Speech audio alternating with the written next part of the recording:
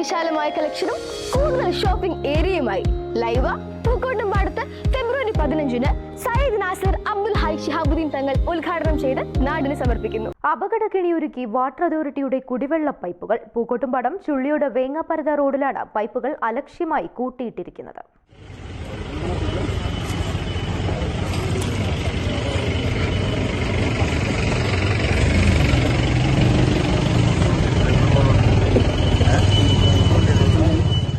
Pookkottumpadam Chulliyode PWD റോഡരികിൽ ഇറക്കി വെച്ച വാട്ടർ അതോറിറ്റിയുടെ വലിയ പൈപ്പ് കാരണം അപകടങ്ങൾ നിത്യസംഭവമാവുകയാണ്.